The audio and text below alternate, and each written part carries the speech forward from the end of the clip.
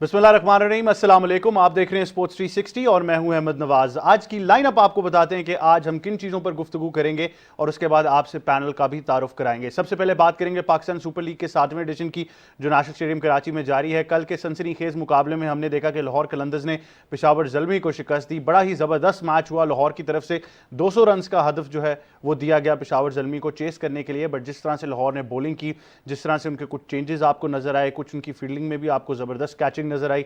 मेरे ख्याल से पूरा क्रेडिट जाता है लाहौर कलंदर्स को। हम यही बात कर रहे थे, कराची किंग्स को हरा के आए हैं, मोमेंटम है। पेशावर ज़ल्मी ने अच्छा स्टार्ट लिया मेरे ख्याल से, कामरान अकमल जिस तरह से खेल रहे थे। बट अगर आप जमान की जितनी भी बात करें, जितनी तारीफ करें, वो कम है, क्योंकि उनका अगर आप जर्नी देखें, पहले KPL में वो इमर्ज हुए as a new find Kashmir premier league में, और वहाँ से फिर उनका जर्नी लाहौर कलंदर्स ने उनको पिक किया। और जिस तरह से कल उन्होंने बॉलिंग की, मेरे ख्याल से ज़बरदस्त। शाहीन शाह अफरीदी और हारिस रऊफ की तो हम डेफिनेटली बात करते रहते हैं कि लाहौर का जो बॉलिंग अटैक है वो बड़ा पोर्टेंट है। जब आप जमान खान की बात इसमें करेंगे तो आई थिंक एक ज़बरदस्त बॉलिंग अटैक आपको PSL का नजर आएगा। कल वो प्लेयर ऑफ द मैच भी थे, बहुत ज़बरदस्त उन्होंने बॉलिंग की। अगर वो शॉर्ट बॉल हो, पेस से करते हैं, थोड़ा स्लिंगी एक्शन है, यॉर्कर भी ज़बरदस्त उन्होंने किया। तो मेरे ख्याल से बहुत ही ज़बरदस्त उनकी परफॉर्मेंस रही। और ओवरऑल अगर आप लाहौर की बैटिंग की बात करें तो उनके बैटर्स ने भी अच्छा परफॉर्म किया। फ़खर जमान एक बार फिर ज़बरदस्त रन के फॉर्म में हमें नजर आए। राशिद खान भी अच्छा खेले, बहुत ज़बरदस्त एक कंप्लीट इनिंग्स थी। और मोहम्मद हफीज़ ने भी बहुत ज़बरदस्त इनिंग खेली। जब आप बात करते हैं कि पूरी टीम ने कॉन्ट्रीब्यूट किया, तो अगर आप इनकी बॉडी लैंग्वेज की बात करेंगे तो आपको नजर आएगा कि एज अ यूनिट परफॉर्म कर रहे हैं। और T20 में या किसी भी फॉर्म ऑफ क्रिकेट में हम यही बात करते हैं कि जब बात इंडिविजुअल से हटकर पूरी टीम पर चली जाए कि as a unit team perform कर रही है, तो वो टीम जो है वो बड़ी डेंजरस हो जाती है। यही चीज़ हमने देखी मुल्तान सुल्तान्स के लिए, और अब यही चीज़ हम रेप्लिकेट होते हुए देख रहे हैं लाहौर कलंदर्स के लिए। तो आई थिंक डेफिनेटली लाहौर को आप आउट नहीं कर सकते जब आप बात करते हैं कुछ स्ट्रॉन्ग साइड्स की जो इस साल PSL में मौजूद हैं। इसके बाद हम आपसे बात करेंगे आज के एनकाउंटर की। आज इस्लामाबाद यूनाइटेड का मुकाबला जो है वो क्वेटा ग्लैडिएटर से है। दोनों टीम्स में कुछ मिसाइल भी हैं और दोनों टीम्स में कुछ मेरे ख्याल से पॉजिटिव्स भी हैं। Islamabad United I think Quetta से ज़्यादा हमें पोटेंट नज़र आती है, ज़्यादा स्ट्रॉन्ग नज़र आती है, ज़्यादा कॉम्बिनेशन उनके बेहतर हैं। बट क्वेटा के लिए अच्छी खबर यह है कि जेसन रॉय भी उनके स्क्वाड को ज्वाइन करने लगे हैं। शाहिद आफरीदी जो हैं वो शायद हमें एक्शन में नजर आए, उन्होंने स्क्वाड को ज्वाइन कर लिया। उमर अकमल भी प्लेइंग 11 में हो सकता है हमें नजर आए। तो बहुत सी चीज़ें जो क्वेटा के लिए चेंज होने लगी हैं, तो लग यही रहा है कि क्वेटा एक कंप्लीट साइड बनकर सामने आएगी। बट आज के मैच में मेरे ख्याल से फिर डिफरेंस वही होगा कि शादाब खान जहाँ पर ज़बरदस्त कप्तानी कर रहे हैं, ज़बरदस्त फॉर्म में है, एज अ बैटर भी, एज अ कप्तान भी, एज अ बॉलर फील्डर भी, ओवरऑल उनकी टीम बड़ी ज़बरदस्त परफॉर्म कर रही है। वहाँ पे सरफराज काफ़ी विजिबली फ्रस्ट्रेटेड नज़र आ रहे हैं। तो मेरे ख्याल से यहाँ से ही मैच का फ़र्क जो है वो नज़र आ जाएगा और हमें अंदाज़ा हो जाएगा कि आज सरफराज किस तरह से बेहतर परफॉर्म कर पाएंगे। Not as a player but as a कप्तान मेरे ख्याल से बहुत ज़रूरी है उनके लिए परफॉर्म करना। इसके बाद आपसे हम बात करेंगे बीजिंग में विंटर ओलंपिक्स की। जैसे चीन दोस्ती की मिसाल तो पूरी दुनिया में दी जाती है, बट जिस तरह से चीन की जो हुकूमत है, जो उनकी लीडरशिप है, उन्होंने वज़ीर आज़म इमरान खान को दावत दी कि वो इस ओपनिंग सेरेमनी में शरीक हों। I think not just as a sportsman but as a statesman, और पाकिस्तान की हुकूमत के लिए, पाकिस्तान की आवाम के लिए ये एक बहुत ज़बरदस्त बात है और बड़ा एक पॉजिटिव साइन है चीन की तरफ से। तो बड़ा अच्छा होगा कि वज़ीर आज़म इमरान खान वहाँ पर as a guest of honour शरीक होंगे, और इसके साथ साथ डेफिनेटली पाकिस्तान की भी रिप्रेजेंटेशन वहाँ पर है। और बीजिंग ओलंपिक्स की एक और भी इंटरेस्टिंग बात आपको ये बताएंगे कि वहाँ पर अगर इस बार आप वुमेन पार्टिसिपेशन की बात करें तो वो बहुत ज़्यादा है। अगर आप कोर्स ऑफ हिस्ट्री में देखें, मेरे ख्याल से 44 पॉइंट समथिंग % वुमेन पार्टिसिपेशन है, जो बहुत ज़बरदस्त है, रिमार्केबल है। और इसीलिए हम बात करते हैं कि जब आप जो जेंडर डिफरेंशिएशन थी वो कम होती जा रही है, ख़वातीन की तादाद इन खेलों में बढ़ रही है, तो ये बहुत अच्छा है वुमेन स्पोर्ट्स डेवलपमेंट के लिए भी। और ओवरऑल दुनिया में जब हम बात करते हैं कि यंग टैलेंट जो है वो हमें लड़कियों में भी नज़र आता है, उनको भी प्लेटफॉर्म्स चाहिए, तो आई थिंक बड़ा एक अच्छा मैसेज थ्रू आउट बॉर्डर्स जो है वो जाएगा इन गेम्स पर। बट ओवरऑल ओपनिंग सेरेमनी बहुत ज़बरदस्त तरीके से शुरू होने जा रही है, तमाम तैयारियाँ मौजूद हैं। हम डेली बेसिस पर आपको अपडेट भी करते हैं, वहाँ से हम रिपोर्ट्स भी आपको दिखाते हैं, चाहे यूज़ ऑफ टेक्नोलॉजी हो, ओलंपिक विलेज हो, तमाम चीज़ों की। बट जिस तरह कि हमने आपको कहा कि बहुत ज़बरदस्त तरीके से गेम शुरू होने जा रही हैं और वज़ीर आज़म इमरान खान भी इस ओपनिंग सेरेमनी में शिरकत करेंगे। इन तमाम चीज़ों पर आज हम बात करेंगे। अब आपसे हमारे पैनल का मैं तारुफ कराऊंगा। हमें सबसे पहले ज्वाइन कर रही हैं हमारी स्पोर्ट्स एक्सपर्ट हैं, पाकिस्तान की साबिक कप्तान, क्रिकेट कॉमेंटेटर, ब्रॉडकास्टर, प्रेजेंटर सना मीर। अस्सलाम वालेकुम सना, कैसी हैं आप? वालेकुम अस्सलाम अहमद, अल्लाह का करम, बिल्कुल ठीक ठाक। Good to have you on the show. और हमें स्टूडियोज़ में ज्वाइन कर रहे हैं, क्रिकेट कमेंटेटर हैं, क्रिकेट के एक्सपर्ट भी हैं। बड़ा ज़बरदस्त होता है जब भी हम इनसे बात करते हैं, चाहे वो ये प्लेटफॉर्म हो या कोई और हो, और हमेशा बड़ी बारीकी से चीज़ों को देखते हैं कि आसिफ अहमद हमें ज्वाइन करें। अस्सलाम वालेकुम आसिफ, कैसे हैं आप? वालेकुम अस्सलाम, thank you. Good to have you on the show Asif. और इनको ज्वाइन करिए आज, जैसे कि मैं हमेशा कहता हूँ कि फ्रेंचाइज क्रिकेट में इन्होंने धूम मचा दी है, बड़े पावर सर्कल्स को एंजॉय करती हैं। She is definitely a woman of power. Maria Rajput हमें ज्वाइन करिए। अस्सलाम वालेकुम मारिया, कैसी हैं आप? वालेकुम सलाम अहमद, मैं बिल्कुल ठीक, आप कैसा? मैं भी ठीक हूँ। Good to have you on the show. अब जिस तरह हमने आपसे बात की कि कल बड़ा ज़बरदस्त मैच हुआ और लाहौर कलंदर्स की जितनी भी तारीफ़ की जाए वो कम है, और हम कुछ अंदाज़ा भी लगा रहे थे, कुछ हमारा आपस में भी कंपटीशन चलता रहता है, तो मैंने यही कहा था कि लाहौर कलंदर्स क्योंकि ज़्यादा कॉन्फिडेंस में नज़र आ रही है तो उनकी विक्ट्री जो है वो मुझे एमिनेंट नज़र आती है। बट मैच में क्या हुआ, क्या अप्स एंड डाउन्स थे, रिजल्ट कैसे आया, उस पर एक पैकेज आपको दिखाते हैं और फिर वापस आकर डिस्कशन जारी रखेंगे।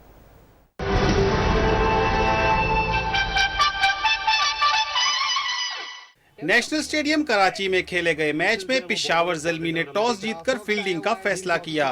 लाहौर कलंदर्स ने 20 ओवर्स में 4 विकेटों के नुकसान पर 199 रन बनाए। ओपनर्स अब्दुल्ला शफीक और फखर जमान ने जारहाना बैटिंग करते हुए टीम को 94 रन का आगाज दिया। अब्दुल्ला शफीक ने 2 छक्कों और 3 चौकों की मदद से 41 रन बनाए। बाहर निकले थे, फिर से चांस लिया, क्या मौका होगा, और फखर जमान ने शानदार फॉर्म का सिलसिला जारी रखा और एक और निस्फ सेंचुरी बनाई। उन्होंने 38 गेंदों का सामना करते हुए 66 रन स्कोर किए, जिसमें 3 छक्के और 6 चौके शामिल थे। That goes again. Goes. Another chance. Kamran गुलाम ने 30 रन बनाए, जबकि मोहम्मद हफीज 37 और राशिद खान 20 रन पर नॉट आउट रहे। Well, he wanted it to go leg side. It's definitely gone leg side. Peshawar Zalmi की तरफ से सलमान इरशाद ने 2 विकेटें हासिल की। 200 रन के हदफ के ताकुब में पिशावर ज़ल्मी की टीम 20 ओवर्स में 9 विकेटों पर 170 रन ही बना सकी। पहले ओवर में हजरतुल्लाह जज़ई के आउट होने के बाइस ज़ल्मी की टीम दबाव का शिकार हुई।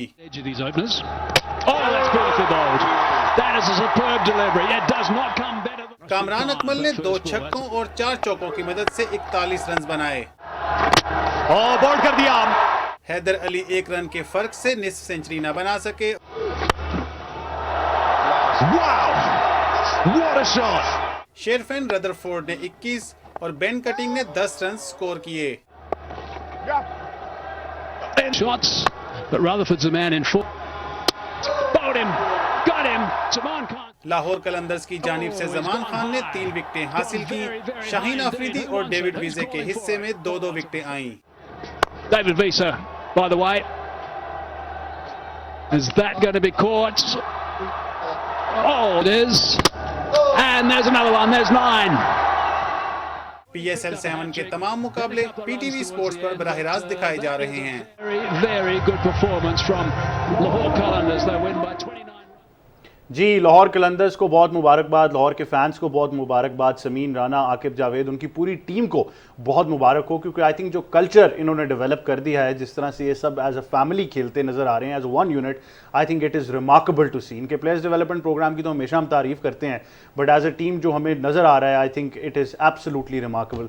सना मीर, शाहीन शाह अफरीदी पहली बार कप्तान बने, यंग कप्तान, भारी जिम्मेदारी, बॉलिंग अटैक को भी लीड करना है, बट जिस तरह मैं बात कर रहा हूँ कि लाहौर कलंदर्स आपको एक यूनिट नज़र आ रही है इस पीएसएल में, जो बाकी पीएसएल्स में हमें थोड़े से डिवाइडेड लगते थे, इंडिविजुअल परफॉर्मेंसेस थी। ऑब्वियसली पिशावर ज़ल्मी से तो मैच जीता है, बट ओवरऑल आपका इनकी स्ट्रैटेजी को कैसे देख रही हैं पूरी पीएसएल में? बिल्कुल, आई थिंक जो सबसे इम्प्रेसिव बात है शाहीन की, वो मुझे अच्छी लगी कि एक दूसरे के लिए खुश हो रहे हैं बहुत ज्यादा। कल जब डेविड वीसा के एंड पे हैट्रिक मिस हुई रिव्यू की वजह से, तो आपने देखा होगा शाहीन का रिएक्शन, रऊफ का रिएक्शन, तो ये बड़े अच्छे साइंस होते हैं टीम में। फास्ट बॉलर्स एक दूसरे को बैक कर रहे हो। जमान खान की परफॉर्मेंस भी आपके सामने है कि एक इमर्जिंग प्लेयर जब इतना कंफर्टेबल फील करे उस टीम एनवायरनमेंट में, तो बड़ा कुछ लीडरशिप के बारे में, इस तरह की बात ऑटोमेटिकली लीडरशिप के बारे में पता चलता है कि उस जगह की लीडरशिप कैसी है, कि इनकरेजिंग है, एक दूसरे के लिए खुश होते हैं। ओवरऑल टैक्टिक्स भी बेहतर नजर आ रहे हैं। तो अभी obviously it's still very early, पर अभी तक जितना भी मैंने देखा है मुझे बड़ी अच्छी उनकी लगी है कैप्टन।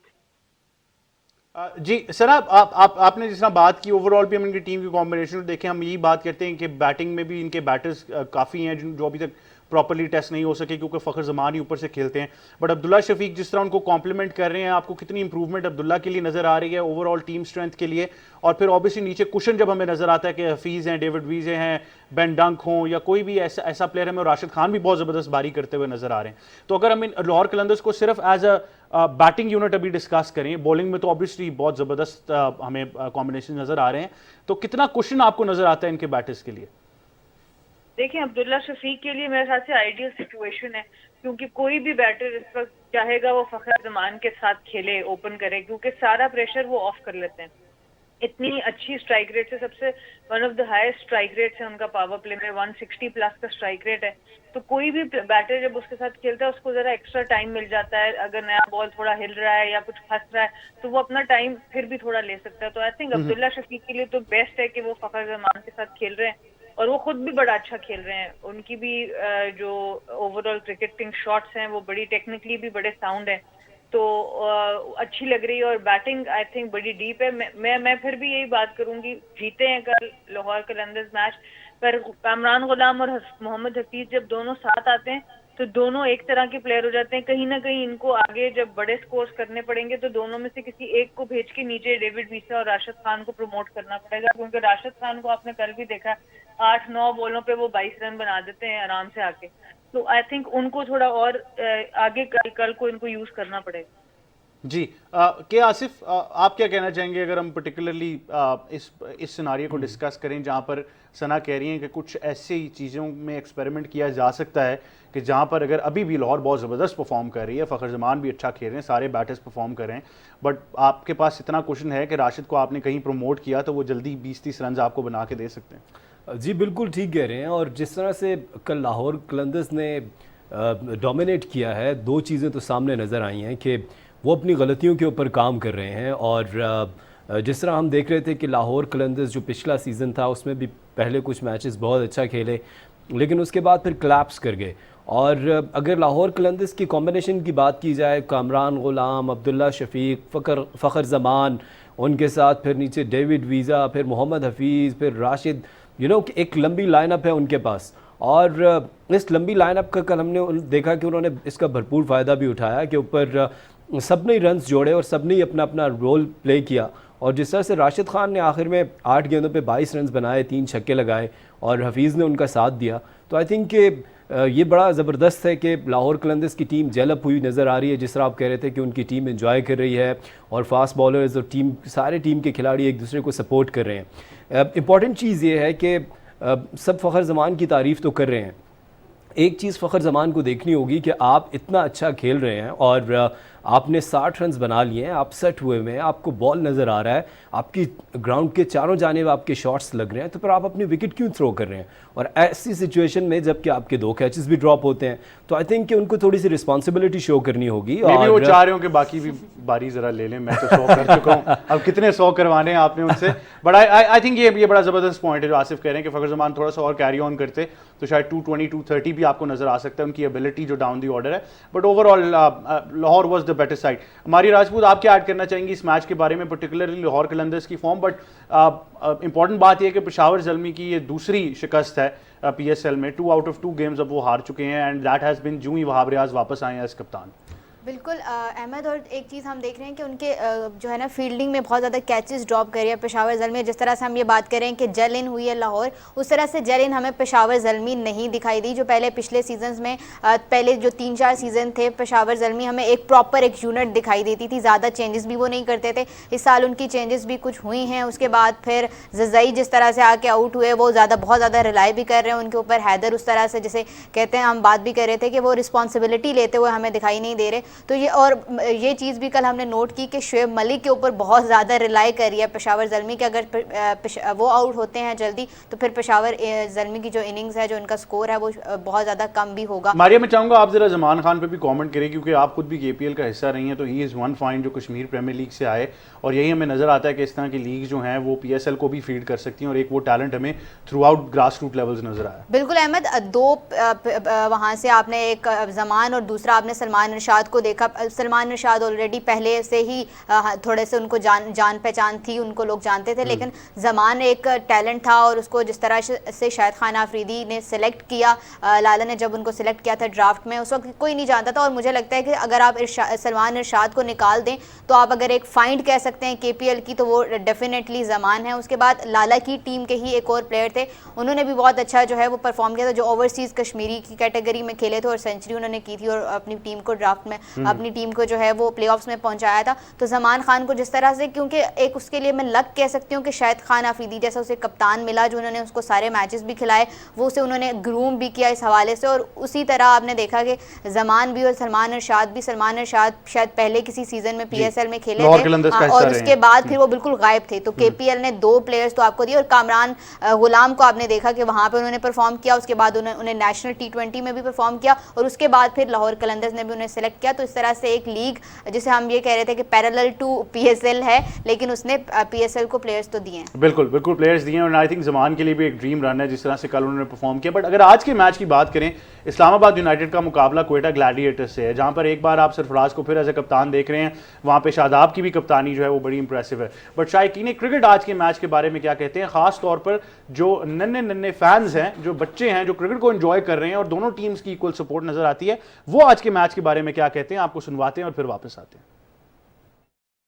शाहीन अफरीदी मेरा फेवरेट है। हम लोग घर पे सारे बहन भाई सारे क्रिकेट देखते हैं, हम लोग बहुत मज़े से क्रिकेट देखते हैं शौक से। मेरी पसंदीदा टीम लाहौर कलंदर है। मैंने कल लाहौर कलंदर का मैच देखा, मुझे खुशी है कि लाहौर कलंदर ही जीतेगी। मेरी टीम कराची किंग है, मेरी फेवरेट किंग, और मेरे फेवरेट कैरेक्टर है शाहीन अफरीदी। और मैं बहुत एक्साइटेड हूँ कि कराची में PSL हो रहा है और क्या कहते हैं मैं अपने पेरेंट के साथ क्रिकेट देखने जाऊँगा। हमारे घर में बच्चे और हस्बैंड वगैरह जो हैं बड़े शौक से PSL को देख रहे हैं, तो वो सारे बच्चों के कज़न वगैरह भी आते हैं और खाना पीना भी चल रहा होता है और क्रिकेट को भी इंजॉय कर रहे होते हैं। मेरी फेवरेट टीम कराची किंग्स है, मुझे उनसे बहुत उम्मीदें हैं कि वो ज़रूर ये PSL जीतेंगी। और मेरे फेवरेट प्लेयर जो हैं वो वसीम अकरम हैं और मुझे PSL बहुत पसंद है। मैं अपने फादर के साथ बैठ कर लाजमी देखती हूँ। कोई भी टीम जीतेगा तो इंशाल्लाह पाकिस्तान, चाहे लाहौर जीते, पेशावर जीते, कोई भी जीते, पाकिस्तान जिंदाबाद। फेवरेट टीम पेशावर ज़ल्मी है और इंशाल्लाह पेशावर ज़ल्मी जीतेगी और जो भी टीम जीत पाकिस्तान की होगी। इस बार बहुत उम्मीद है कि पेशावर ज़ल्मी जीत जाए। इस बार बहुत एक्साइटेड है देखने के लिए और पाकिस्तान में PSL मतलब बहुत फ़ख्र की बात है। गिलगित बल्तिस्तान से कराची आया हूँ, मैं मैच को देख रहा हूँ, लेकिन तो मैं सपोर्ट लाहौर से करता हूँ।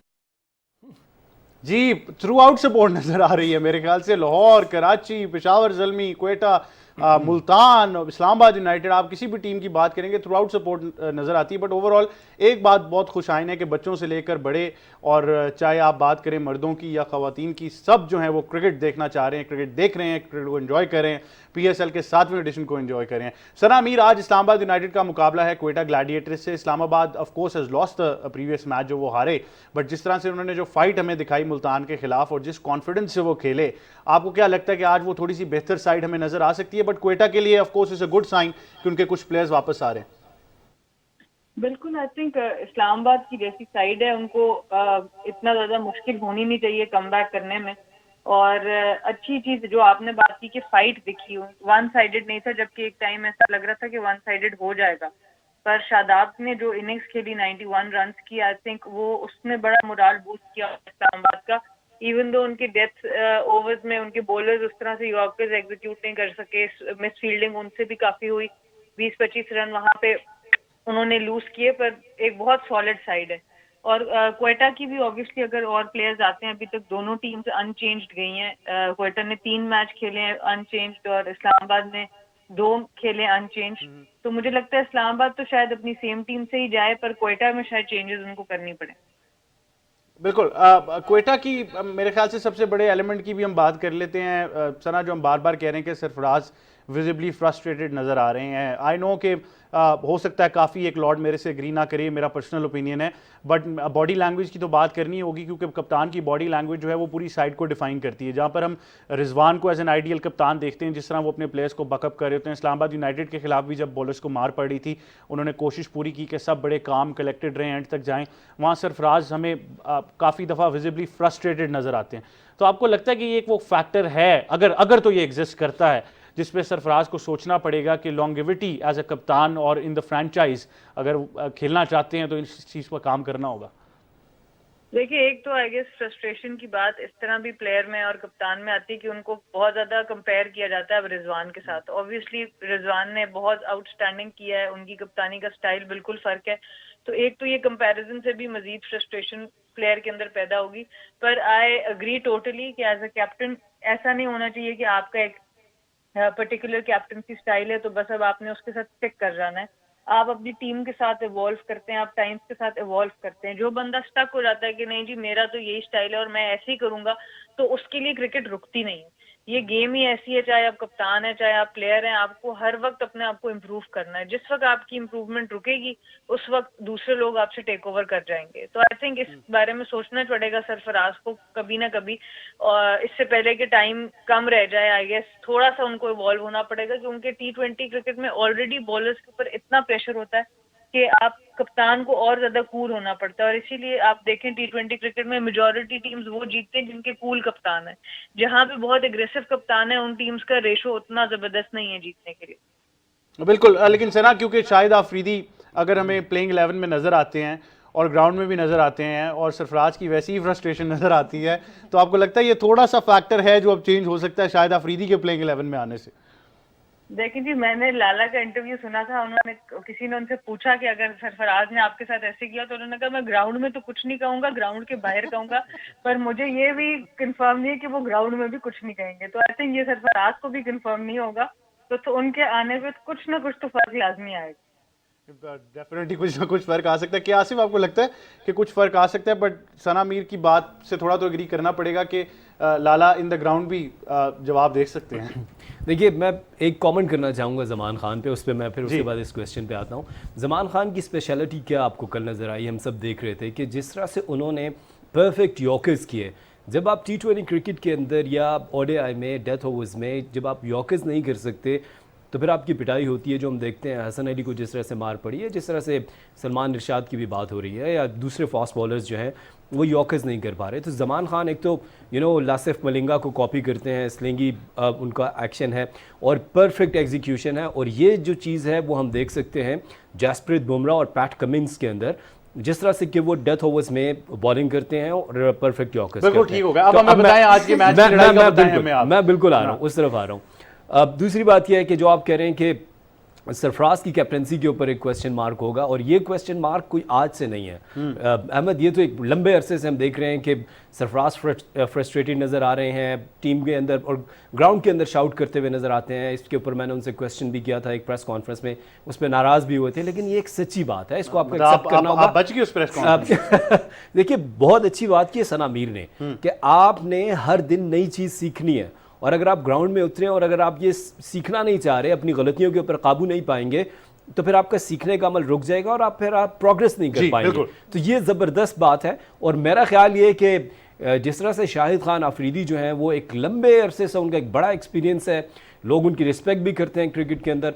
मेरा नहीं ख्याल कि शायद आफरीदी और सरफराज के अंदर कोई क्लैश नजर आएगा। आई डोंट थिंक सो। हाँ, ऑब्वियसली हम ये नहीं चाहते कि कोई क्लैश नजर आए, लेकिन हम तो यही सिनारियो देख रहे हैं कि अगर सरफराज उसी तरह फ्रस्ट्रेटेड हुए और लोग जितने भी हैं, चाहे वो पाकिस्तान क्रिकेट टीम में हो, किसी भी क्रिकेट के फॉर्मेट में हो या पाकिस्तानी अवाम हो, वो शाहिद आफरीदी को एक एज अ सीनियर देखते हैं और आई थिंक उनकी बड़ी रिस्पेक्ट है। तो देखना यही होगा कि अगर सरफराज फ्रस्ट्रेटेड नजर आते हैं तो क्या फिर शाहिद आफरीदी से बात करेंगे लड़के और क्या होगा कि क्या नहीं। बट मारिया राजपूत, आपको पता है कि शाहिद आफरीदी की नेचर या उनकी प्लेइंग स्टाइल के बारे में बात करना हो तो आपसे बात करना ज़रूरी है, क्योंकि आप उसको बड़ी करीबी से देख चुकी हैं, आप समझती भी हैं, लाला की बहुत बड़ी फ़ैन भी आप रही हैं।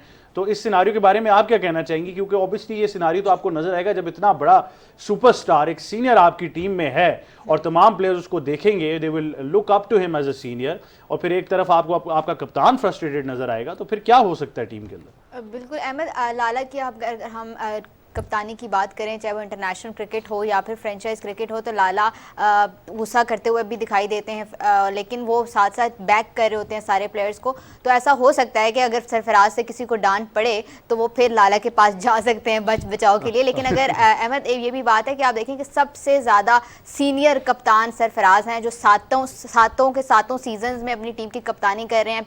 PSL के सारे मैचेस वो खेल चुके हैं, सबसे ज़्यादा मैचेस उन्होंने अच्छा खेले हैं। ये बताएं, आपने कहा किसी को अगर मार पड़ी और सरफराज ने गुस्सा किया तो वो लाला के पास, तो अगर लाला को मार पड़ेगी तो फिर क्या होगा?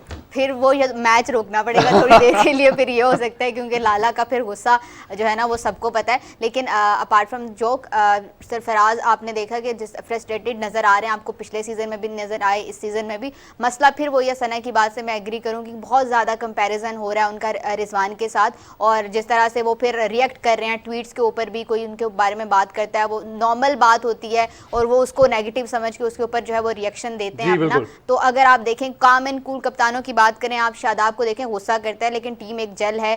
आप रिजवान को देखें, वो आपको छक्का भी पड़ जाए किसी प्लेयर के तो उसको जाके जो है वो हक कर रहे होते हैं, आता ही नहीं है। और मारिया, फाइनली मैं आपसे पूछना चाहूंगा, आज आप क्या कहना चाहेंगी? इस्लामाबाद यूनाइटेड और क्वेटा ग्लैडिएटर्स, एक तरफ आपके फेवरेट प्लेयर खेल रहे हैं, दूसरी तरफ शादाब की फॉर्म इस्लामाबाद नजर आ रही है, किस तरफ जा रही है आप? बिल्कुल, और अहमद जो सबसे बड़ा इंपॉर्टेंट फैक्टर था टॉस, अब वो भी खत्म हो गया कि जो टॉस जीतेगा वो मैच जीतेगा। तो विंस क्योंकि वो आज खेलेंगे, क्योंकि वो कोविड लास्ट मंथ में कोविड पॉजिटिव थे तो उनके ऊपर 3 दिन का वो क्वारंटीन लाजमी नहीं है, तो जेम्स विंस खेलते हुए दिखाई देंगे। आल्दो जैसन रॉय जो है वो अपना क्वारंटीन पूरा करेंगे। शाहिद खान आफरीदी भी जो है वो अवेलेबल होंगे जो है वो सिलेक्शन के लिए।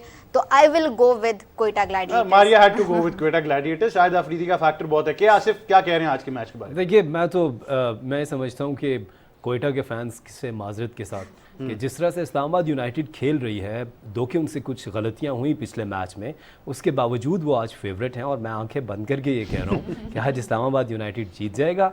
और ये मेरा नहीं ख्याल कि क्वेटा ग्लैडिएटर्स में शाहिद आफरीदी के आने से कोई बड़ा चेंज आएगा। Is not a game changer.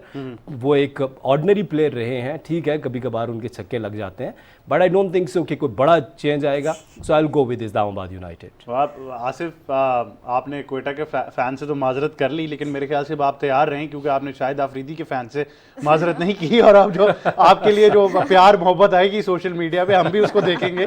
But I think both Asif and Maria have called it. और सना मीर ने भी जैसे कहा कि टीम की कॉम्बिनेशन अच्छी नज़र आ रही है, ओवरऑल हम अच्छा मैच देखने जा रहे हैं। मेरा ख्याल है, मुझे भी लग रहा है कि इस्लामाबाद यूनाइटेड शायद बाजी ले जाए, तो मेरा भी थोड़ा सा फोकस इस्लामाबाद यूनाइटेड की तरफ ज़्यादा है। But overall a good game of cricket हम देखने जा रहे हैं। PTV स्पोर्ट्स HD पर हाई डेफिनेशन में आप तमाम एक्शन जो है वो बराह रास्त देखेंगे। मारिया के, आसिफ और सना मीर, आप तीनों का बहुत शुक्रिया कि आप हमें ज्वाइन कर रहे थे। अब अगर हम डेफिनेटली बात करें आपसे बीजिंग ओलंपिक्स के बारे में, और जैसा कि हमने कहा कि विंटर ओलंपिक्स जो हैं वो पुरजोश तरीके से शुरू होने जा रही हैं, और इस पर हम आपको बहुत सी चीज़ें बताएंगे, चाहे वो पार्टिसिपेशन हो, चाहे तैयारियां हो, चाहे वो ओपनिंग सेरेमनी की तरफ जाता हुआ सारा एक्साइटमेंट लेवल हो। लेकिन एक छोटे से वक्फे के बाद देखते रहिए स्पोर्ट्स 360।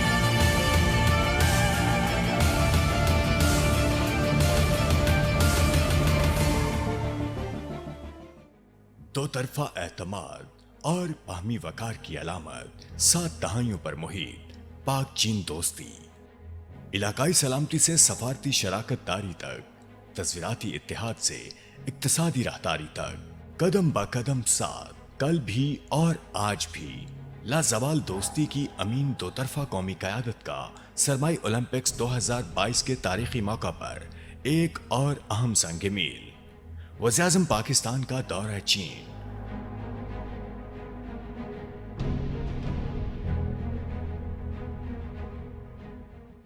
PCB करवा रहा है क्रिकेट ट्रायल्स पूरे पाकिस्तान के लिए। ये है हर होनहार क्रिकेटर के लिए अपनी किस्मत आजमाने का सुनहरी मौका।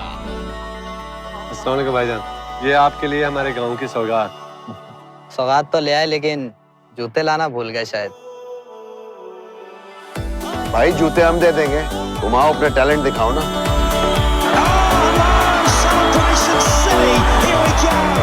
हमारे सितारों का भी लेवल है।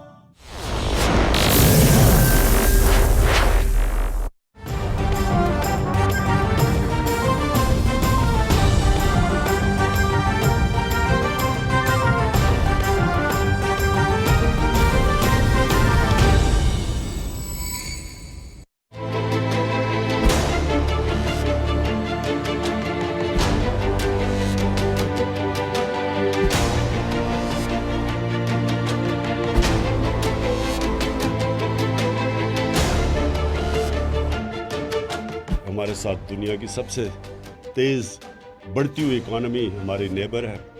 हमारी 70 साल पुरानी दोस्तियाँ उनसे, हम हर तरह की वो कॉपरेशन के लिए तैयार हैं। CPEC फेज़ 2 है, उसको हमने प्रमोट करना है।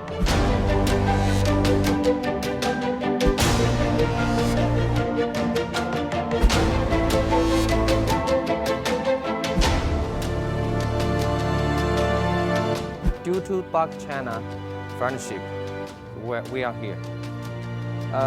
We just want to witness the friendship. Chinese investors are willing to work in Pakistan. Pakistan have this very big market, so we are the want invest in Pakistan, and because we are also friendship country.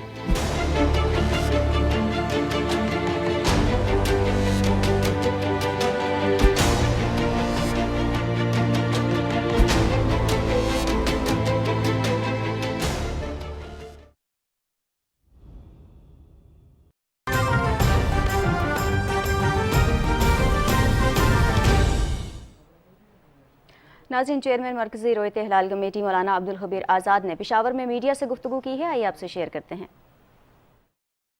इस्लाम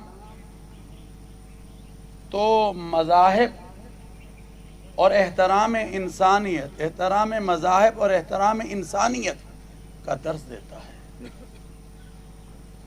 हम ये समझते हैं कि ये दहशतगर्द जिन्होंने ये दहशतगर्दी की है,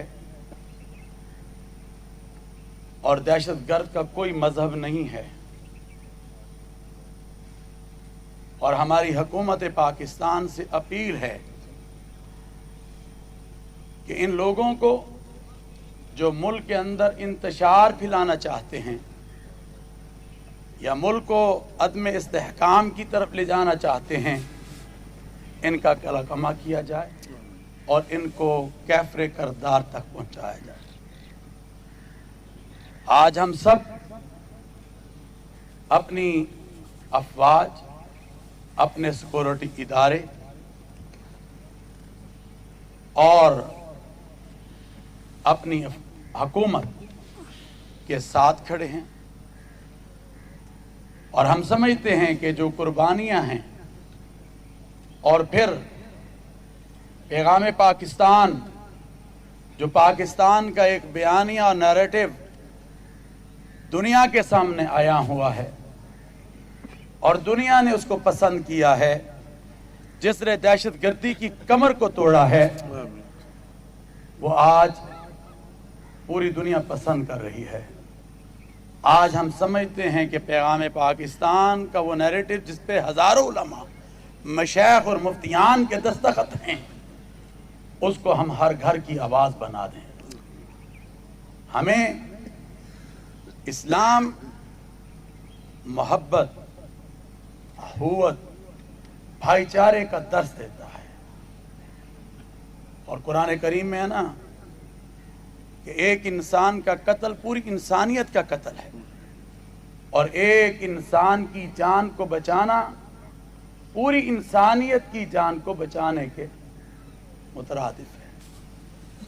और मैं समझता हूं कि आज पूरी कौम इस मुजाहिरे को देख रही है बिशप हाउस से, जिसमें तमाम मसालिक भी और मज़ाहिब के जय्यद उलमाए कराम और रहनुमा इस वक्त तशरीफ फरमा हैं। मैं ये बता देना चाहता हूँ कि हमने मजहबी हम आहंगी के लिए, रवादारी के लिए जो काम शुरू किया था, जो कर रहे हैं, वो आगे बढ़ रहा है और इंशाअल्लाह हम मिलजुल कर इसको बढ़ाते रहेंगे। मगर हम दुश्मन को ये बता देना चाहते हैं कि हम तुम्हारी किसी चाल को इस पाकिस्तान में कामयाब नहीं होने देंगे, क्योंकि ये पाकिस्तान है तो हम हैं और पाकिस्तान नहीं तो फिर कुछ भी नहीं। तो आए मिलकर इस वतन अजीज पाकिस्तान के लिए आगे बढ़ें और पाकिस्तान को मजबूत करें। हर आने वाला दिन अल्हम्दुलिल्लाह पाकिस्तान के दिफा को मजबूत कर रहा है और उसकी मेन वजह यह है कि अल्लाह ने हमें एक बहादुर मुसल्लह अफवाज अता की है। मैं समझता हूँ कि आज ये एक मुश्तरका पैगाम है। इंशाअल्लाह हम तशद्दुद से पाक मुआशरा और एहतराम इंसानियत और पैगाम पाकिस्तान का जो फ़रोग़ है, इसको हम इंशाअल्लाह लेकर आगे बढ़ेंगे ताकि मुल्क के अंदर रवादारी को पैदा किया जा सके और अमन को कायम किया जा सके। आज ये हम सब की मिन हैसुल कौम ज़िम्मेदारी है, ये पुलिस की, सिक्योरिटी इदारों की, अफवाज की नहीं, बल्कि हम सब की ज़िम्मेदारी है कि हम ऐसे लोगों को, जो लोग इस मुल्क में अदम इस्तेहकाम चाहते हैं, उनको सामने लाएं और अगर मालूम हो तो अपने इदारों को ज़रूर बताएं। अल्लाह तबारक व तआला से दुआ है कि अल्लाह ताला इस मुल्क पाकिस्तान को कायम व दायम रखे। इसी पाकिस्तान के लिए मजहबी हम आहंगी और रवादारी के हवाले से हमारी और हमारी फैमिली की निस सदी से अल्हम्दुलिल्लाह कोशिश है। चेयरमैन मरकज़ी रोयत हिलाल कमेटी मौलाना अब्दुल खबीर आज़ाद पेशावर में मीडिया से गुफ्तगू कर रहे थे। उनका कहना था कि इस्लाम एहतराम इंसानियत का, अमन व मोहब्बत का दर्स देता है और मुल्क दुश्मन अनासर को कैफरे किरदार तक पहुँचाया जाएगा। मुल्क में मजहबी हम आहंगी के हवाले से इक़दाम जारी रहेंगे। ये थी PTV ताज़ा तरीन।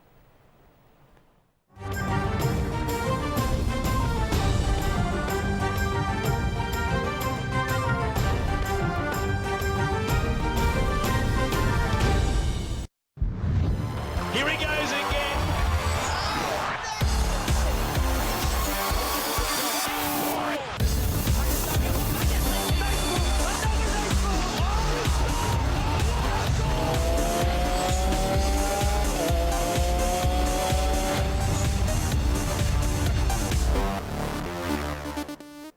Welcome back to sports 360। बात अब करेंगे बीजिंग में विंटर ओलंपिक्स की, जिनकी तैयारियां जो हैं वो मुकम्मल हो चुकी हैं। ओपनिंग सेरेमनी का आगाज़ होने जा रहा है। हमने आपको बताया कि वज़ीर आज़म इमरान खान भी अपने दौरे चाइना पर रवाना हो चुके हैं, दौरे चीन में।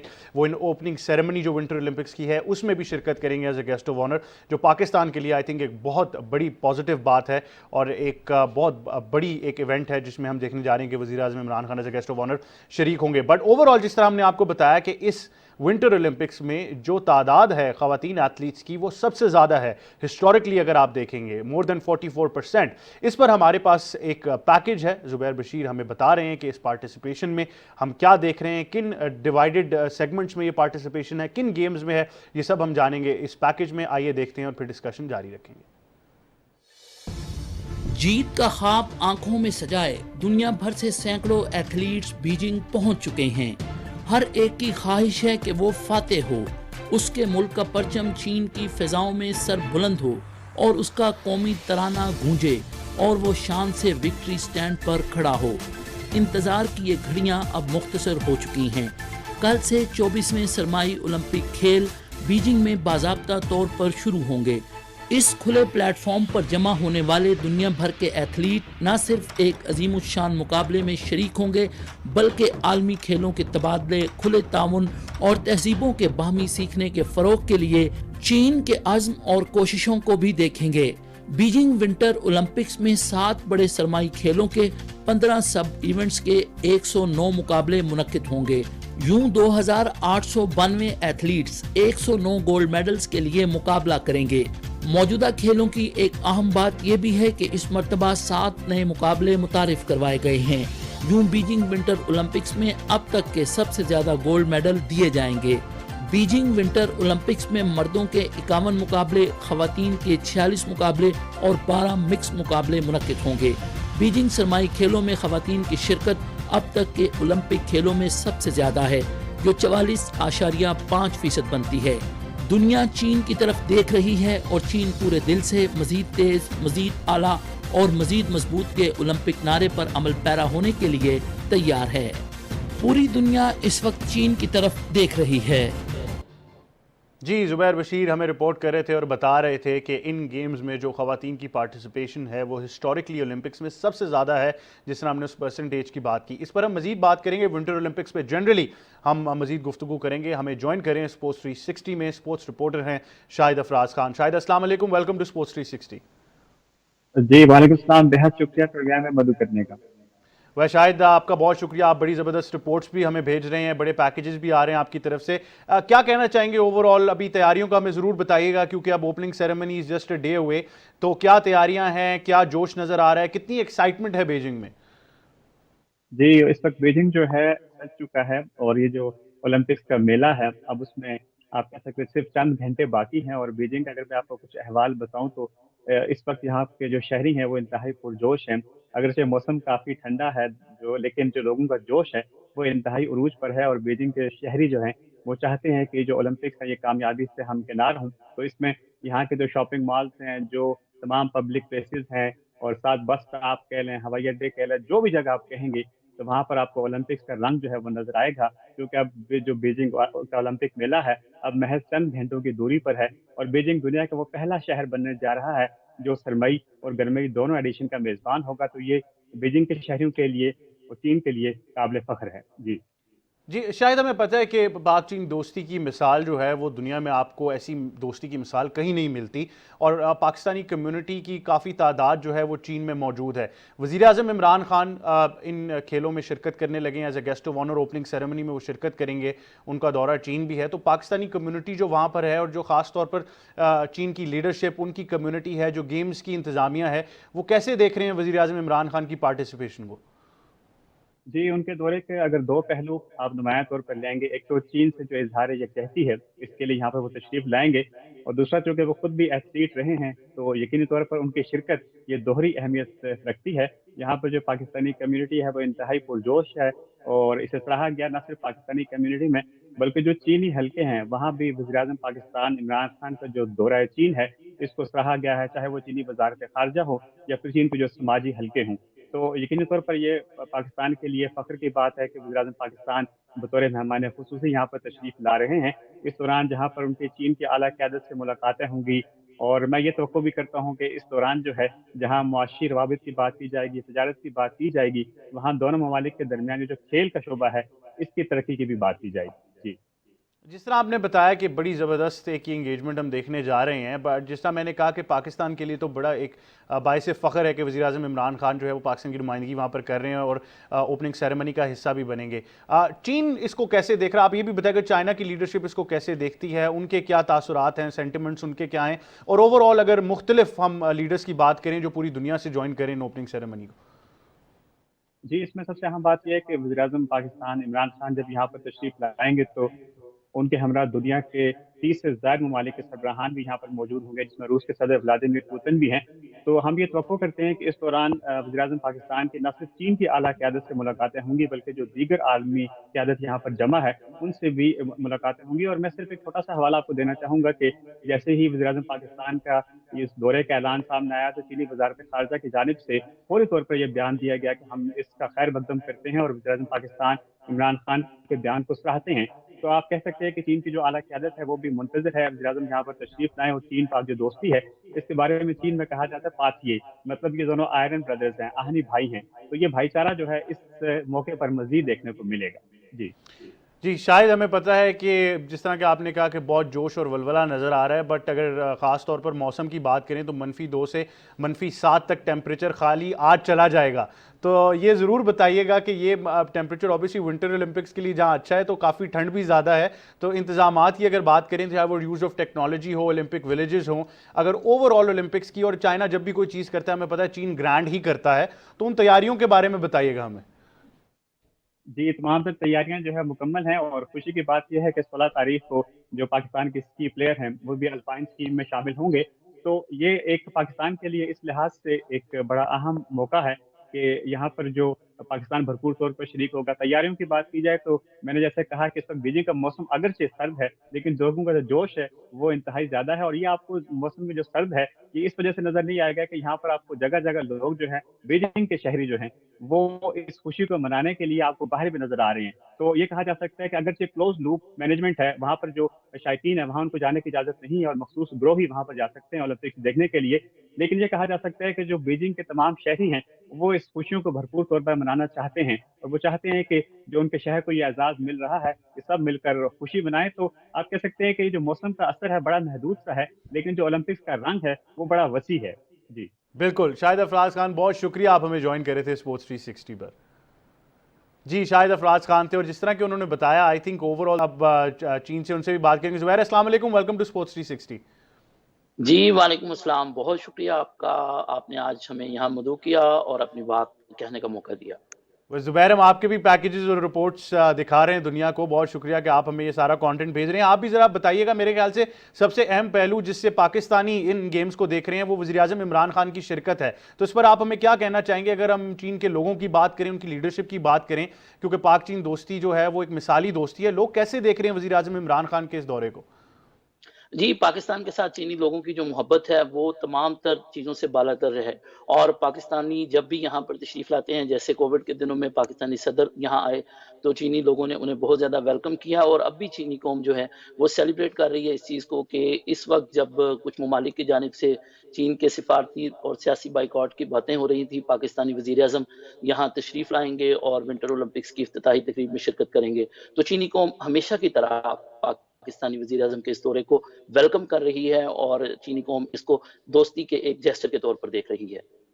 ज़ुबैर, बहुत से और भी वर्ल्ड लीडर्स हैं जो ज्वाइन कर रहे हैं वज़ीर-ए-आज़म इमरान खान को इन ओपनिंग सेरेमनी की जो तकरीबात होंगी उनमें, तो पाकिस्तान की इंपॉर्टेंस जो है वहाँ पर आप कैसे देखते हैं? क्योंकि ये तमाम वो ममालिक हैं जो पाकिस्तान को अब इमर्जिंग दुनिया में एक मुल्क ऐसा देखते हैं जो on the four front lead कर रहा है।